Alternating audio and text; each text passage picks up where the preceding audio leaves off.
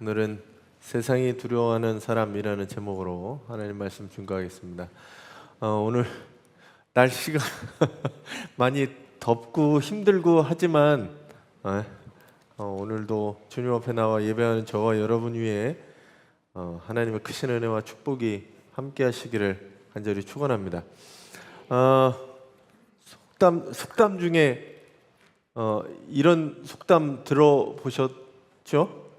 자라보고 놀란 가슴 소뚜껑 보고 놀란다는 얘기가 있습니다. 우리가 그 처음 기억과 반응이라고 하는 것이 나중에 내가 기억하고 반응하는 것에 있어서 그것이 결정하는 데 도움이 된다는 거죠. 그래서 예전의 경험이 그거 해봤더니 난 이래 라고 하는 것들이 사람들이 쌓이기 마련입니다. 몸에 관한 것도 마찬가지예요. 어떤 분은 예전에 카레를 먹었다가 엄청나게 체한 적이 있으면 그 사람은 카레를 그 다음부터 잘 먹지 않습니다. 어떤 분은 그래요. 제가 처음에 양고기를 먹은 적이 있습니다. 양고기를. 그때 우리나라에 양고기가 없을 때 저는 이집트에 가서 처음 양고기를 먹어봤어요. 양고기 맛이 어땠냐? 전 2번 다시 양고기는 입에도 안 된다고. 이집트에서 먹었던 양고기가 그 양을 작은 양도 아니고 큰 양을 이집트식으로 향신료를 넣어서 했는데 양 냄새도 나고 향신료 냄새도 나고 이거는 한국 사람이 먹기가 힘들 정도더라고요. 고추장을 바르고 뭘 다 해도 웬만하면 이거 고추장이 다 덮거든요. 모든 맛을 고추장이 덮을 수가 없었어요. 덮을 수가 없었어요. 그래서 한국에서도 양을 한동안 먹지는 않았습니다. 근데 요즘 들어서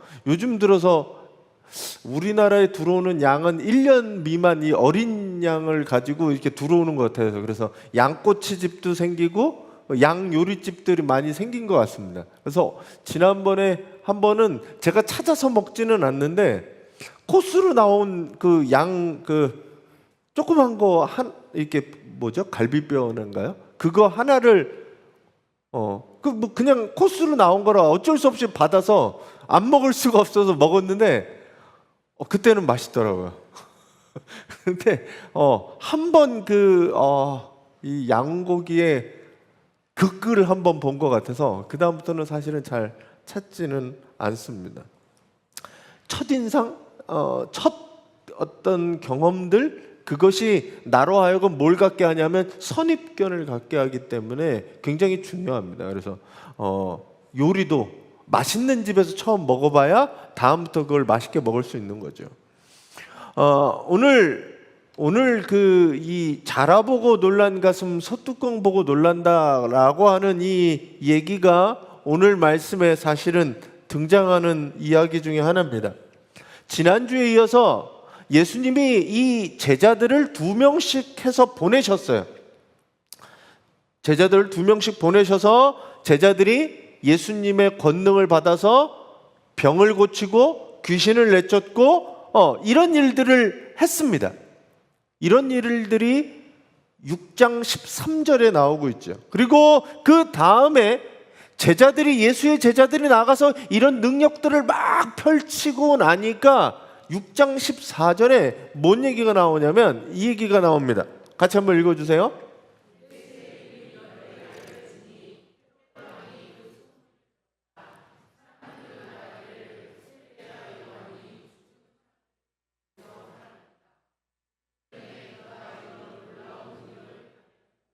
네, 예수의 이름이 알려지기 시작했습니다. 예수의 제자들이 가서 병을 고치고 말씀을 전하고 그럴 때 예수의 이름이 점점 알려지기 시작했어요. 근데 사람들이 말하기를 예수의 이름이 알려지니 뭐라고 얘기했냐면 그때만 해도 세례 요한의 영향력을 볼 수 있습니다. 세례자 요한이 죽은 사람들 가운데서 살아났다라는 얘기가 퍼지기 시작했어요. 자, 이 얘기 어디서 들어본 것 같아요?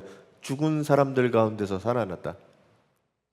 예수님의 부활 얘기하고 같잖아요.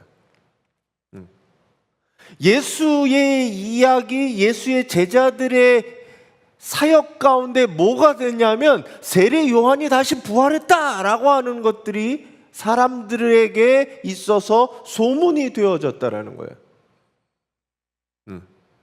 예수의 사역까지도 세례 요한이 더 유명했기 때문에 세례 요한이 다시 부활했다라고 사람들은 이야기할 수 있었습니다. 그만큼 능력 있는 선지자, 능력 있는 예언자였기 때문이죠. 예수님이 가이사랴 빌립보에서 사람들에게 묻습니다. 제자들에게 물어요. 사람들이 나를 누구라 하느냐? 근데 뭐라 그래요? 사람들이 더러는 세례 요한, 더러는 엘리야, 뭐 이렇게 얘기하죠. 예레미야 선지자 중에 한 사람입니다라고 얘기해요. 그러면 이 이야기와 사람들의 이야기, 예수님이 제자들에게 물어봤던 사람들이 나를 누구라 하느냐라고 하는 이야기가 일맥상통하게 됩니다. 사람들은 그렇게 생각했어요. 선지자 중에 하나, 그것도 위대한 선지 중에 하나가 예수다라고 사람들은 얘기했습니다. 사람들이 그렇게 얘기한 것, 그것이 헤롯에게는 어떻게 되었느냐? 헤롯에게는 오늘 뭐라고 얘기하냐면 죽은 요한이 다시 살아났다라고 얘기해요. 그 소문들이 세례 요한이 살아났다, 선지자 중에 한 사람이 왔다라고 하는 이야기가 헤롯에게는 뭐라고 들리냐면 헤롯이 말하기를 요한이 다시 살아났다라고 얘기합니다. 죽은 요한이 살아났다라고 하는 것. 그러면서 헤롯이 요한을 어떻게 죽었는지의 내용이 그 뒤에 나옵니다. 자기가 손수 사람을 시켜서 죽었고 그 모습을 봤던 이 헤롯에게 갑자기 죽은 요한이 살아났다라고 하는 것은 굉장한 두려움으로 다가왔습니다. 도둑이 재발이 어떻다 그래요? 재발이 저리죠. 자기가 스스로 잘못한 것 있는 사람이 스스로 잘못들이 생각나게도 됩니다. 누가 뭐라고 하지 않았는데 뜨끔하죠. 저희가 요즘 여기 돌봄을 하면서 경찰관들이 여기 가끔 와요. 경찰관들이 왜 오겠어요?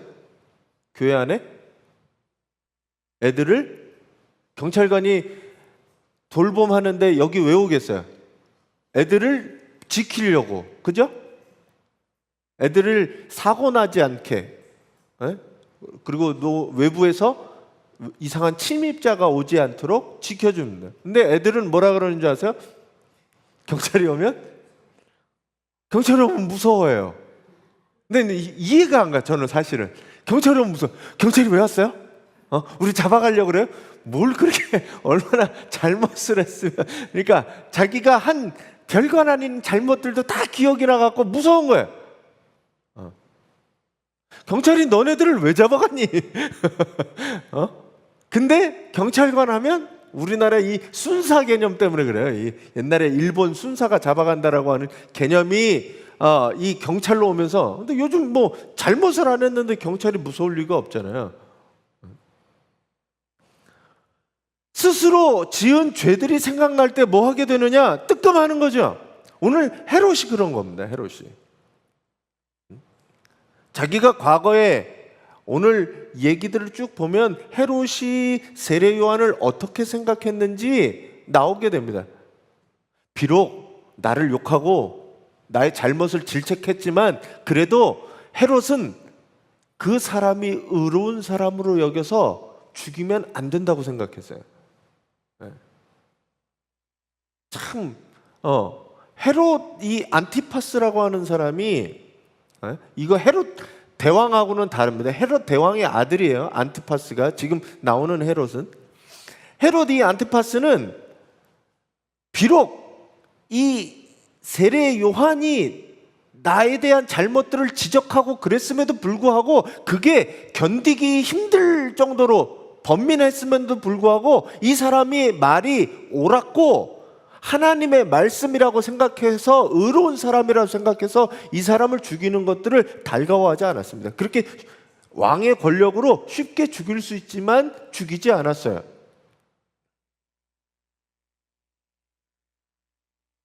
그런데 이게 상황이 바뀌어지게 됩니다. 사람들에게 있어서 기회가 여러 가지 기회들이 찾아옵니다. 내가 잘못한 것을 바꿀 수 있는 기회, 회개할 수 있는 기회. 근데 어느 순간 그 기회를 잃어버리는 순간이 온다는 거죠. 바꿀 수 있는 기회가 올 때 우리는 바꿔야 됩니다. 용서할 수 있는, 용서받을 수 있는 순간이 왔을 때 우리는 잘못을 덮고 바꿔야 되는 거죠. 이미 더 기회가 늦어지기 전에 내 마음을 아프게 한 내 과거의 잘못들, 용서 빌어야 할 것들이 있으면 용서 빌어야 된다는 거죠. 오늘 헤롯은 그 기회를 놓쳐버렸어요. 감옥에 가다둔 이 세례 요한을 그냥 지켜보고 기다리고 있었습니다. 자기의 삶은 바꾸지 않고 그 이야기를 들리지 않도록, 사람들에 의해서 퍼지지 않도록 그를 붙들어 놨다는 거죠.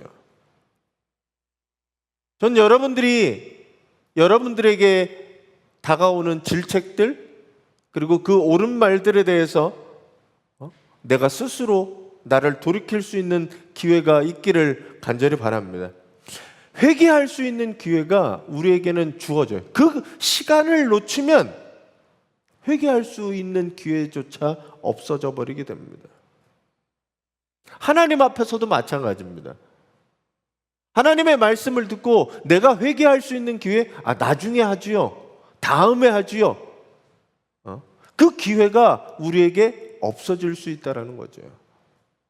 어떻게 보면 우리 안에 우리에게 얘기하시는 하나님의 말씀에 대해 우리도 세례 요한을 가둬뒀던 헤롯처럼 하나님의 말씀은 저 구석 어디에다가 숨겨놓고 가둬두고 나를 움직일 수 없게, 나를 하나님의 말씀으로 작용하지 않도록 그렇게 감옥에 가둬두는 사람이 아닌가.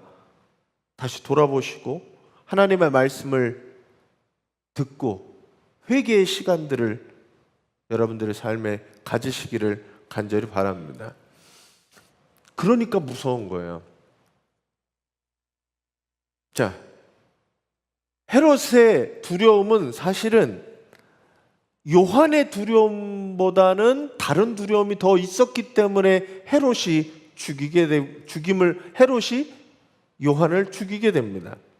뭐냐면 헤롯이 이 고대 왕들은 왕족끼리 이렇게 결혼을 하다 보니까 헤롯 대왕이 예수님 탄생할 때 2살 이후 어린아이들을 다 죽여라라고 말한 거는 헤롯 대왕이에요. 헤롯 대왕의 아들들이 있었는데 오늘 여기 나오는 헤롯 왕은 헤롯 안티파스라고 하는 헤롯입니다. 그리고 그 이복 동생 중에 누구가 있었냐면 빌립이 있었어요. 빌립의 부인이 헤로디아였습니다. 그리고 자기의 부인은 이방 여인이었어요. 근데 헤로디아와 결혼하기 위해서 자기가 이혼을 하고 이 헤로디아를 이복 동생의 아내를 자기 아내로 맞이하게 됩니다. 이게 로마 시대 때 이 귀족들과 왕족들이 얼마나 문란한 이 결혼관이 굉장히 문란해지거든요. 그래서 동생의 여자를 부인으로 삼은 것에 대해서 요한이 질책을 하는 겁니다. 동생의 아내를 취하는 것 마땅하지 않다라고 얘기하는 거예요. 자기의 이혼도 사실은 결혼을 하려고 외도를 하기 위한 이혼이었거든요. 그러니까 이것 자체도 사실은 범죄인데 너가 동생의 아내를 취하려고 하는 것, 그 아내를 내 아내로 맞이한 것, 그게 잘못됐다라고 말하는 거죠. 선지자 이 세례 요한이 이런 얘기들을 하는 것은 사실은 목숨을 걸고 하는 이야기와 마찬가지입니다. 나단이 다윗 왕에게 당신입니다. 밧세바를 아내로 취한 당신이 잘못됐습니다. 나단 이 선지자가 다윗에게 얘기한 것도 사실은 목숨을 걸고 얘기하는 거거든요. 선지자가 무슨 힘이 있어요? 네? 광야에서 석청 먹고 메뚜기 먹고 살던 사람이 무슨 힘이 있어요? 근데 그 사람이 옳은 말을 하는 거죠. 하나님의 뜻 가운데. 그래서 왕에게 지적을 하는 겁니다. 너 그렇게 하는 것이 옳지 않다 라고 말하는 거죠. 예언자적 사명을 가진 사람, 그 사람이 할 수 있는 일이 뭐냐? 옳은 것을 옳다고, 그게 권력의 하수인이 아니라 권력을 향해서 말할 수 있어야 한다는 겁니다. 어떤 사람이 당시에 왕을 비난할 수 있겠어요? 왕이 곧 법이었고 지금 시대도 마찬가지인데 2000년 전에 왕권이라고 하는 것은 어마어마했기 때문에 왕은 마음대로 할 수 있었습니다. 근데 이 왕이었던 헤롯이 두려워하는 게 뭐였냐면 이 세례 요한이었다는 거죠. 세례 요한이 왜 두려웠을까요? 세례 요한은 의로운 사람이었고 거룩한 사람이었다는 것을 이 왕은 알고 있었습니다. 의로운 사람, 하나님의 선지자를 대적하는 것, 그것 또한 하나님을 대적하는 것이라고 생각했기 때문에 이 헤롯도 세례 요한을 마음대로 하지 못했습니다.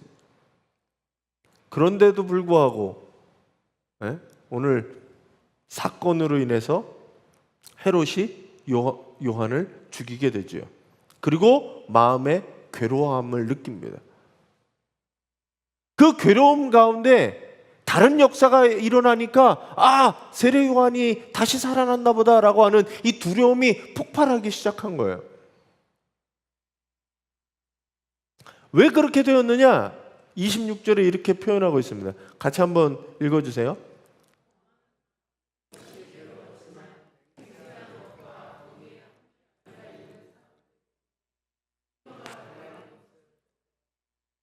자, 지금부터는 좀 잔인한 장면이 나오죠. 모르겠습니다.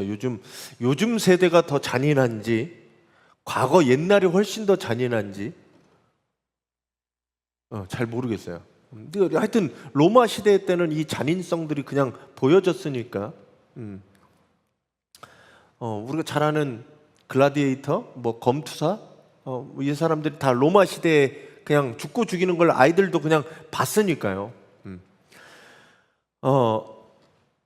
왕이 잔칫날, 왕의 생일잔치였습니다.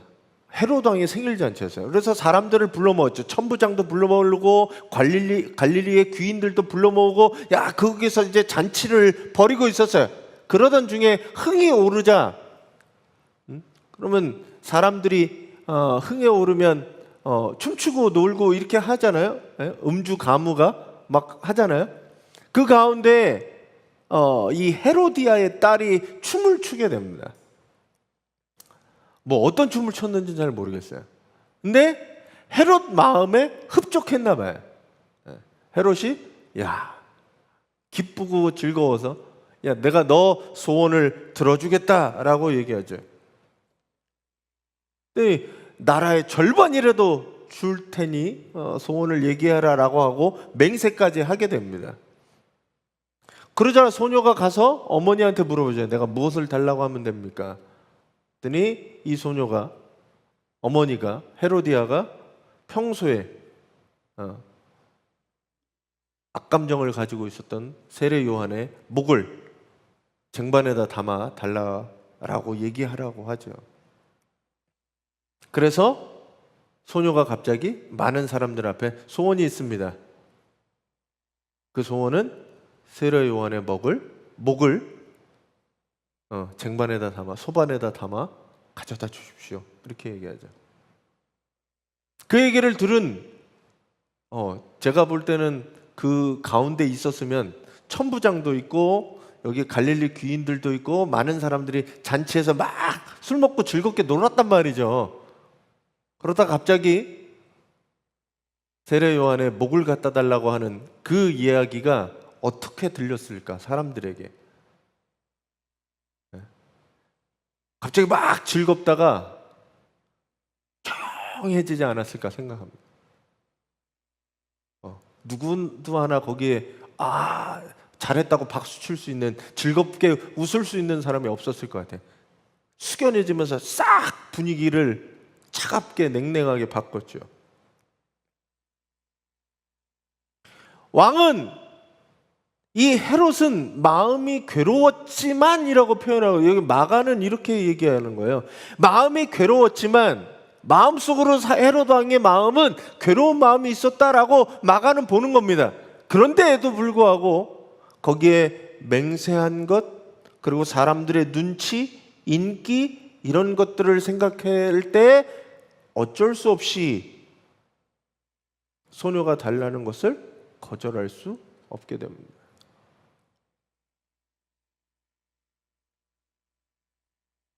하나님의 말씀을 듣고 의로운 사람, 세례 요한보다, 하나님의 말씀을 가지고 있는 사람보다 뭐가 더 무서웠냐면 사람들의 인기, 사람들의 시선, 이런 것들이 더 두려웠다는 거죠. 그래서 어떻게 했느냐? 그렇게 요한은 죽게 되어버렸습니다. 자기가 한 말을 지키지 못한다는 비난, 그것들을 들을 수가 없어서 소녀가 달라고 하는 이 세례 요한의 죽음을 명령하게 됩니다. 신앙이라는 게 뭐냐라는 거예요. 신앙이라는 게 뭐냐? 하나님을 믿는다라고 하는 것, 다른 말로 얘기하면 그것은 무엇을 두려워하느냐라는 겁니다. 하나님을 두려워하는가? 사람을 두려워하는가? 급하고 상황이 어려워지면 뭐가 되냐면 그때 내가 가장 소중하게 생각하는 것, 중요하게 생각하는 게 튀어져 나와요. 두려운 상황에 우리가 무엇을 두려워하는지 그 사람을 보면 그 사람의 정말 우선시되는 게 드러나집니다. 내가 하나님을 두려워하던가 세상을 두려워하던가, 하나님을 두려워하던가 자본주의 사회에서 돈이 두려웠던가, 먹고 사는 문제가 두려웠던가 하나님이 더 두려웠던가. 그게 바로 내가 믿는다라고 하는 다른 표현입니다. 내가 믿는다라고 하는데, 우리는 하나님을 믿는다라고 하는데 어떻게 보면 우리는 하나님보다는 다른 것을 더 두려워하고 살고 있다는 거죠. 세상의 가치관, 세상의 시선, 인기, 세상의 권력, 그런 것들을 두려워하는 사람은 하나님의 말씀과는 다른 삶을 살아가는 겁니다. 여기서 이야기하는 것은 과연 당신이 어디에 관점을 두고 무엇을 두려워하면서 살고 있는가라고 하는 거죠. 헤롯은 비록 세례 요한이 의롭고 하나님의 사람인 것을 알고 있었음에도 불구하고 그 마음에 거리낌이 있었지만 그래도 그것이 나에게 좋은 것임을 알고 있었음에도 불구하고 어떻게 되냐면 사람들의 시선, 맹세한 것, 그리고 어떻게 보면 거기 앉아있는 사람들 그 이야기 때문에, 그 시선 때문에 세례 요한을 죽이게 됩니다. 세상을 두려워하지 말고 우리는 믿는다라고 하는 사람들은 하나님 한 분을 두려워하는 성도들이 되시기 바랍니다. 그렇다면 다른 사람을 비난하지도 그리고 또 외면하지도 않을 겁니다. 내가 비난받을까 봐 두려워서 잘못을 저지르는 그런 사람이 되지 않을 겁니다.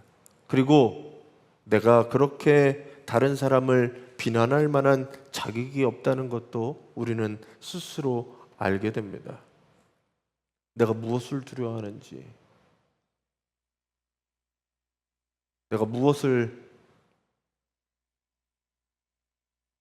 더 두려워하고 믿고 살고 있는지 다시 한번 돌아보시기 바랍니다. 그래서 이 그림을 보면 이렇게 쟁반에 담아놨죠. 한순간에 생일잔치였잖아요. 생일잔치. 이게 지금 헤롯의 생일잔치였습니다.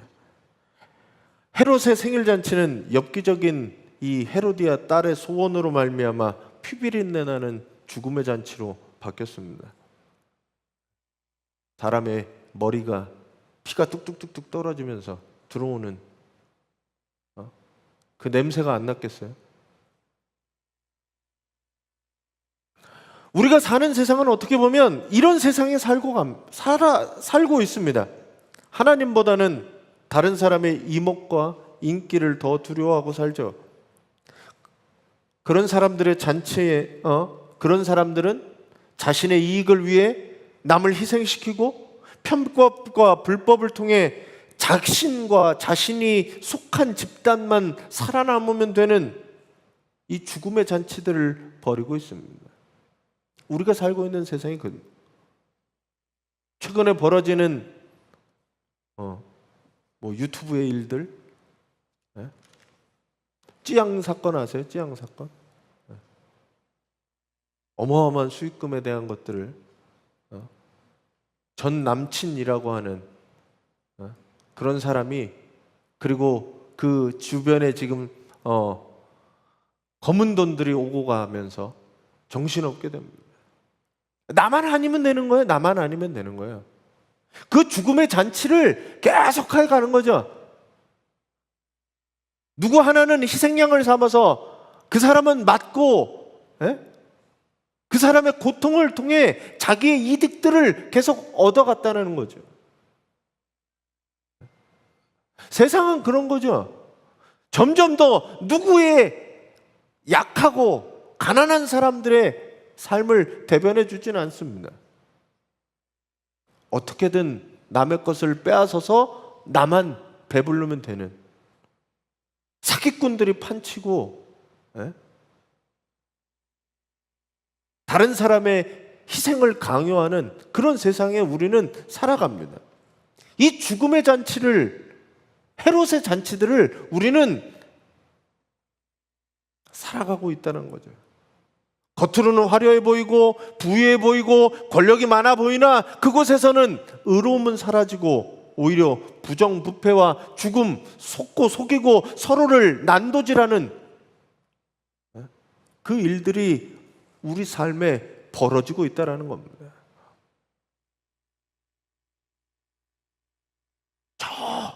저 위에가 다 얘기가 아니라 우리 삶에서도 이 삶이 계속 이루어지고 있다는 거죠. 이런 세상에서 하나님을 믿는 우리는 어떻게 살아야 되느냐?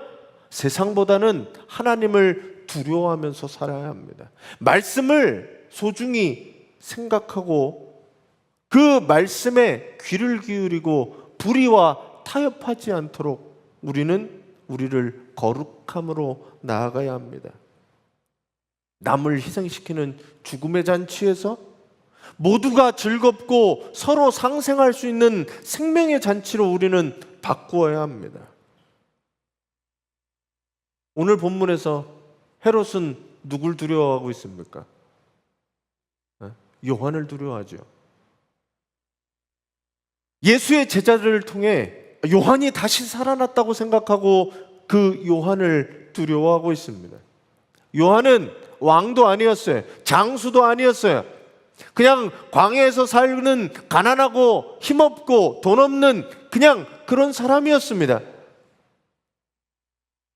겉으로 볼 때 그랬어요. 근데 헤롯은 왕이었어요. 그에게는 권력도 있었고 군사도 있었습니다. 그러면 우리가 겉으로 볼 때는 헤롯이 요한을 두려워하는 게 아니라 요한이 헤롯을 두려워해야 되죠. 근데 그 반대였어요. 이미 요한은 살아있지도 않았어요. 죽은 요한을 살아있는 헤롯이 두려워합니다. 예수의 제자들, 지난주에 말씀드렸지만 예수의 제자들이 말씀을 전하러 갈 때 뭘 가지고 갔어요?